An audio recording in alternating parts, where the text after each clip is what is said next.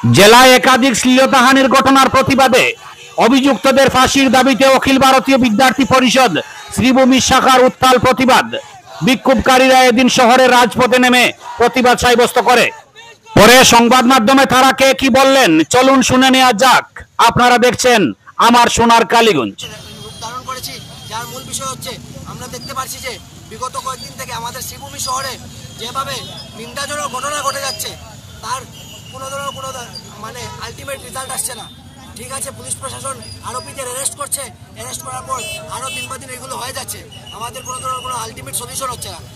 বিগত কয়েকদিন আগে আমাদের শ্রীভূমি শহরের নামকরণ হয়েছে, চেষ্টা করছে যে আমাদের শ্রীভূমি শহরের যাতে শ্রী বৃদ্ধি না হয় এবং এই নামের পিছিয়ে কলঙ্ক লাগানোর চেষ্টা করে। এই ধরনের দর্শনকারীদের কখনো মাফ করা যাবে না এবং অখিল ভারতীয় বিদ্যার্থী পরিষদ মানে প্রত্যক্ষ এবং পরোক্ষভাবে এগুলো ডিনাই করছে এবং প্রতিবাদ জানাচ্ছে। আমরা দেখতে পাচ্ছি যে বিগত কয়েকদিন আগে চাঁদকিরা, তারপর পাতারকান্দি, তারপর নিলামবাজারের কালকে নিয়ে দুইটা ঘটনা, শ্রীভূমি শহরে একটা ঘটনা, কালকে হয়ে গেছে আমাদের পার্শ্ববর্তী অঞ্চল হাইলাকান্দিতে।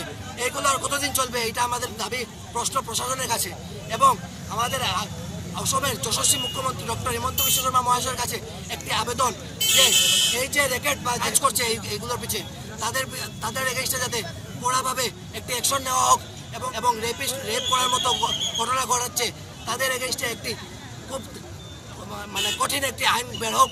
এবং আমরা দাবি রাখবো আমাদের সিএম স্যারের কাছে যে এই পুরো ঘটনার উপরে একটি আলাদাভাবে একটি টিম গঠন করে এটির একটি যাচাই করা হোক এবং আরোপী যারা 3 জনকে অ্যারেস্ট করা হয়েছে ইতিমধ্যে তাদের যাতে ফাঁসি হয়, এটাই আমাদের আলটিমেট ডিমান্ড থাকবে। বন্দে মাতরম, ভারত।